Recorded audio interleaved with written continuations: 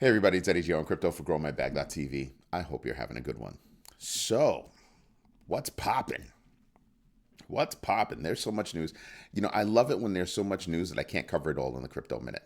I actually love it. So the UAE is implementing a new VAT tax rule or VAT rule that will exempt virtual assets from taxes on transfers and conversions. That's big because that's the bulk of crypto right there. That's the bulk of the crypto transactions right there. And that's going to make that region a big region when it comes to crypto. So I'm sitting back and I'm just saying to myself, that's not a bad thing. That's not a bad thing at all. It should be a wake-up call to the United States government and have the United States government go, yeah, maybe we need to get this right. Maybe we need to work on that. Fix things, because they're overlooking it.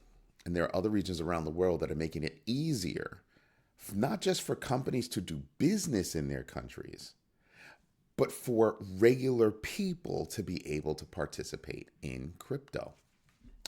Woof. We should be paying attention. And we're not. We're too busy doing stupid stuff, like going after companies that have tried time and time again to work with the SEC. And they're just war on crypto. Then you have Coinbase saying, oh, that's how you're going after the appeal with Ripple?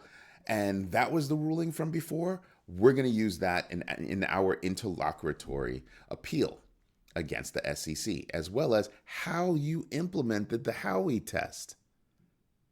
And I'm sitting back and I'm just going, this is why we need new rules and regulations. The Howey Test is 50 bazillion years old. I'm pretty sure the Howey Test was not created to handle something like crypto.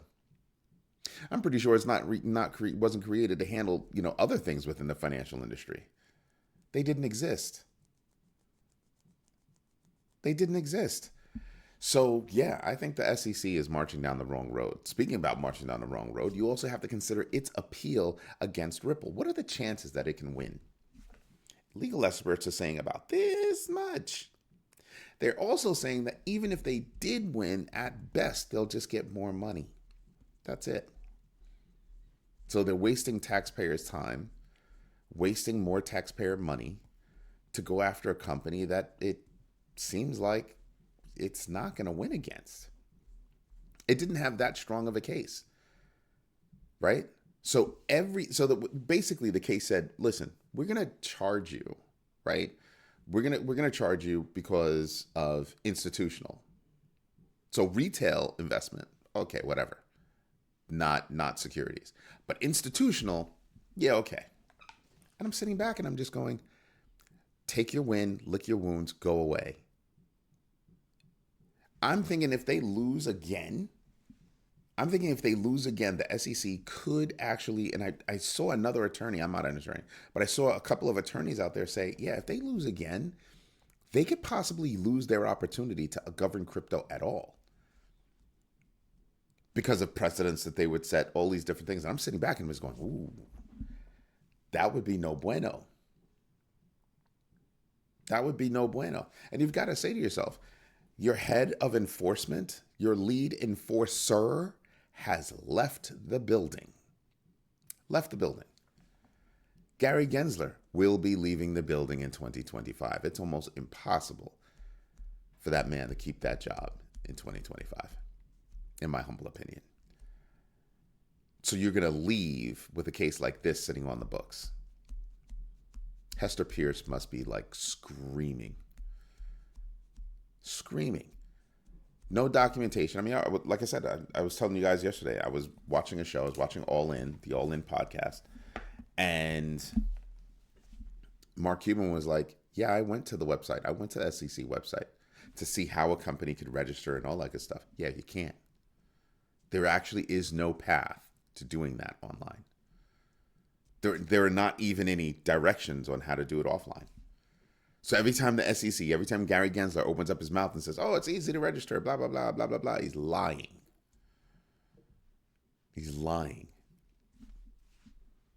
And I'm sitting back and I'm just going, why would you do that? So you're going to enforce using invisible regulations and all that good stuff. You're going to enforce that against companies that have actually tried to work with you. That's their penalty for trying to work with you, is to get charged. It's awesome. It's awesome. Good job, Gary. Any agency that operates in that way needs to be revamped in a major fashion. Not just a little bit, a lot of it. And then you have, Russian hackers, North Korean hackers. USC is about $2.7 million from North Korea, from their hacking community, because they were able to get it back, but they stole 897 million. So 2 million? That's 2.7 actually. I'm pretty sure they're going, yeah, whatever. Look at all the other money that we stole. I'm telling you, we need to go after them heavy and hard. Heavy and hard. Just, I don't know, hack them back. Make them feel the pain. Every time they hack somebody over here, we'll hack you over there.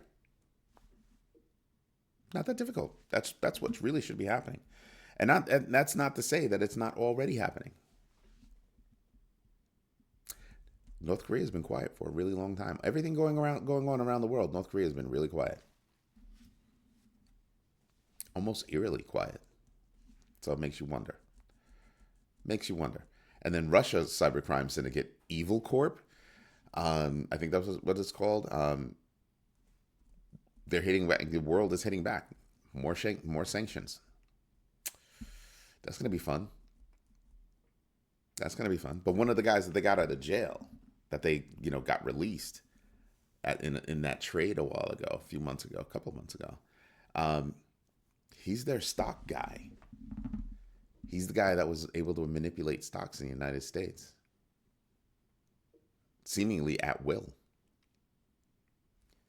That's going to be interesting. See how that works out.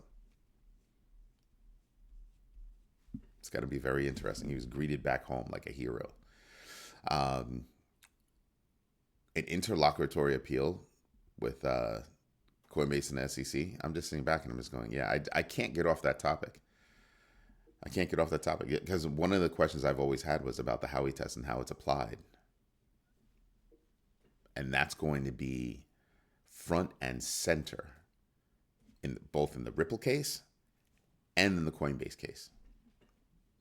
That's going to be a very big deal. I'm definitely interested to see how that plays out. Absolutely interested to see how that plays out.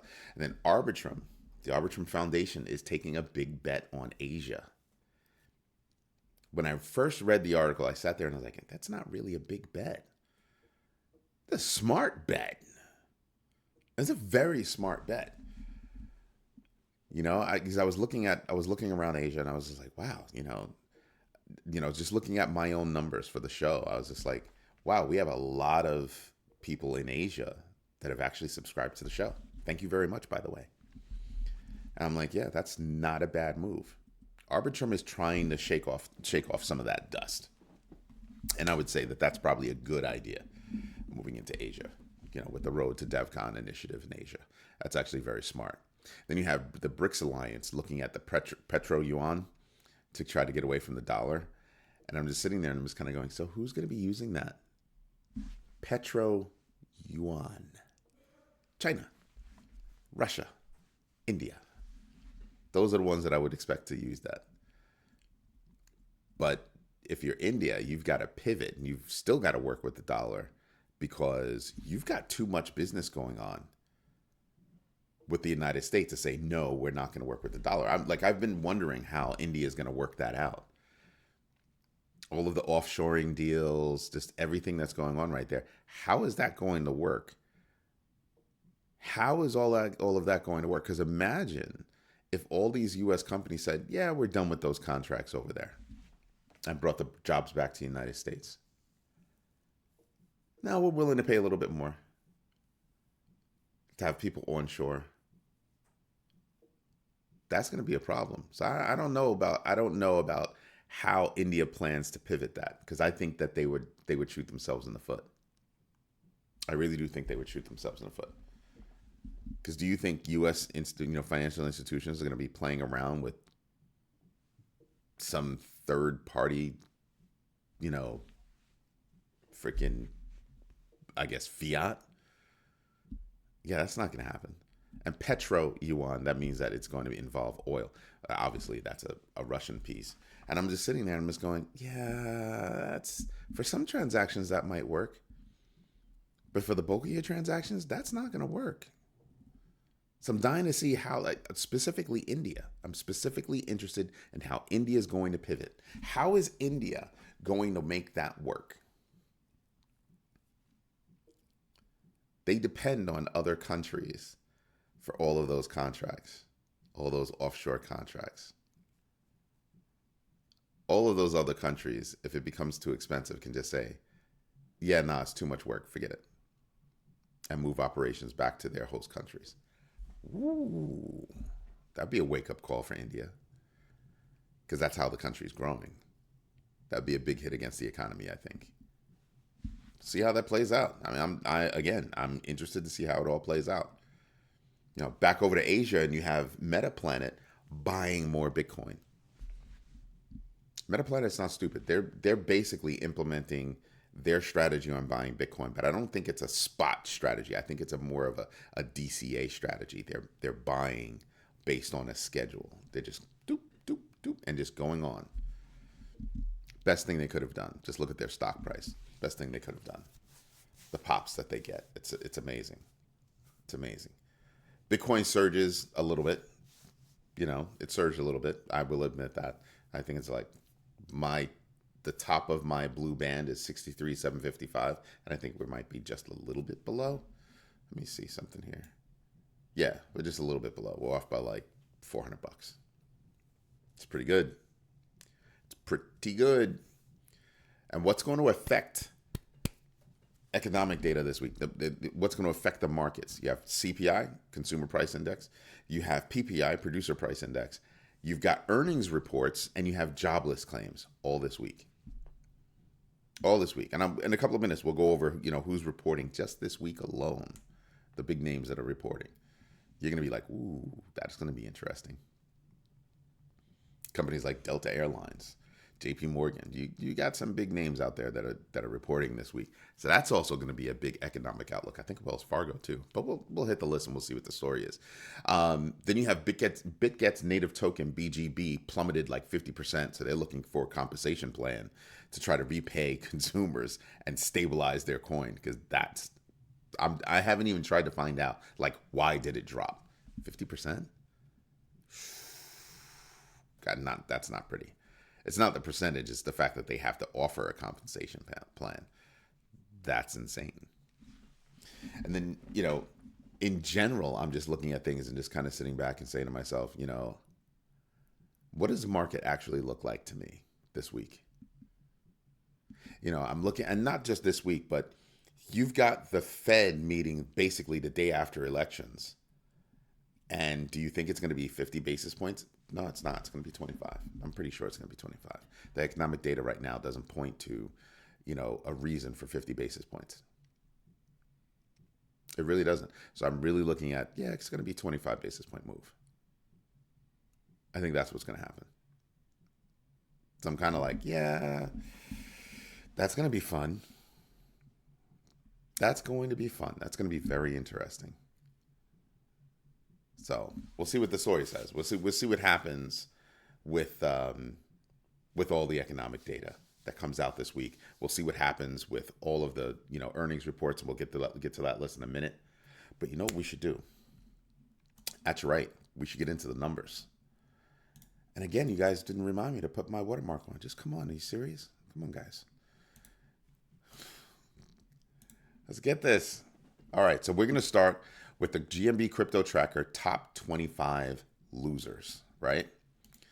So let's get over there. Right now, who do we have? Nobody. We even hit zero right here, the last two. So we have nobody, because, you know, I don't pay attention to 5%. So yeah, that's nothing. So all the 25 winners. Oh, excuse me. You have Nero. It keeps popping up on my radar, this project Nero. It's only 0.05x because it's brand new off its GMB X factor. Have no idea what SPX 6900 is. No idea. So I'm not going to pay attention to it. Let's see. Who else is here? Turbo, up 15%. 0.63 GMBX factor. Who else am I paying attention to? Sui, up 12%. GMBX factor of 0.12x. That tells you it's going to hit a new all-time high. There's no doubt. There's no doubt. Pepe is up 10% with a 0.66 GMBX factor. BitTensor is up 10% with a 0.23 GMBX factor. Ordi, ranked 100, 61% off its all-time high. GMBX factor of 1.58x is up 9%. Wow. Bonk is up 8%, 1.04 GMBX factor. Near Protocol up 7%, GMBX factor of 3x on the dot. Wow.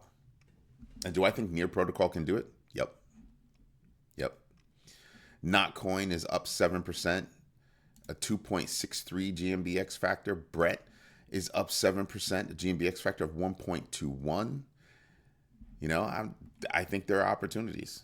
I think there are going to be a lot of people that are going to look at this and they're going to go, wow, everything's up a lot. Maybe I should shave off some profits. So I'm just wondering about that. So let's see who's, within the tops, Sui comes up first as a double-digit winner. Again, this refreshes itself every 10 minutes. So yeah, I'm probably going to I should reduce that to 5. So it's a little bit faster. When it's online, it'll be way faster. Just saying. Like, I've seen it. I'm just like stoked. So we were talking about earnings. And here you are with earnings. You have JP Morgan, PepsiCo, Wells Fargo, Progressive, the insurance company, BlackRock, Bank of New York, Mellon. You've got a big list of companies that are coming. Wow, Domino's. Interesting. Delta Airlines. So you have a lot of companies that are reporting this week, and that's going to be a very interesting look. And like I said, we've got CPI coming out this week. We've got PPI coming out. So CPI comes out on Thursday. PPI comes out on Friday, along with, where's that jobs report? Because I know we're supposed to get jobless claims this week.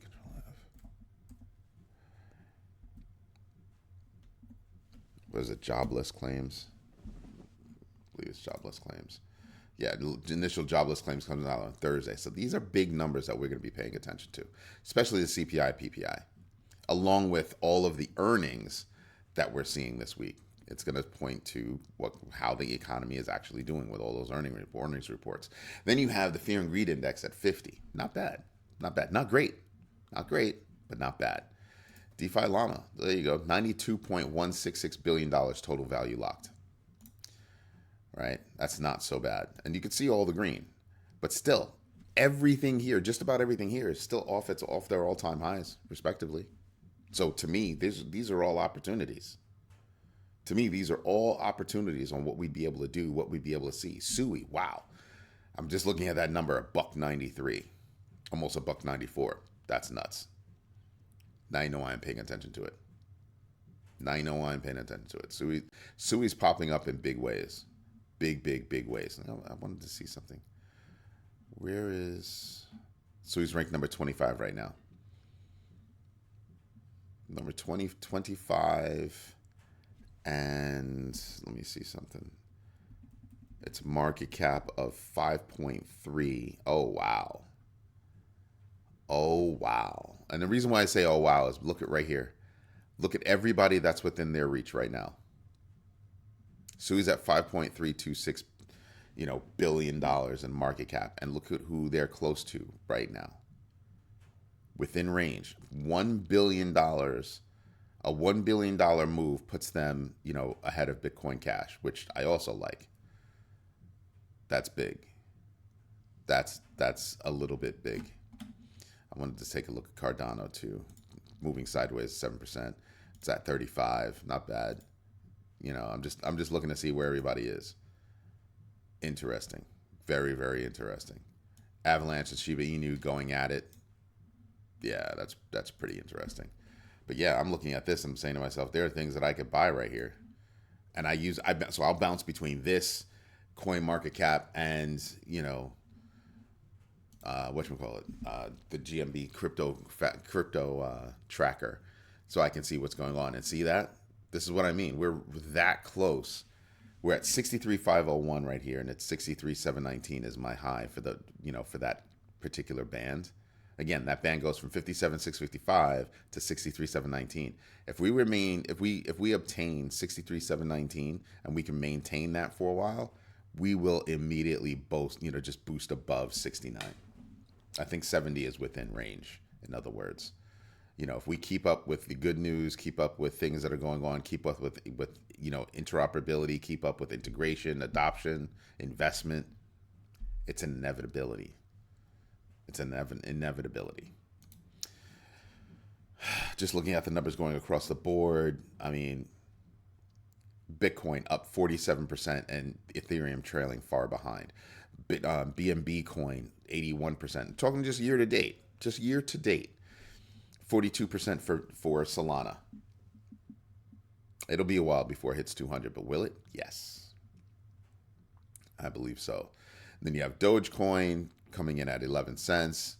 Not bad, 23%. Toncoin up 129% at $5.30. Is it going to hit $6 again? Absolutely. Absolutely. But then you have Cardano, sleeping giant. I'm wondering when it's going to wake up. Until then, I'm just staking and being happy.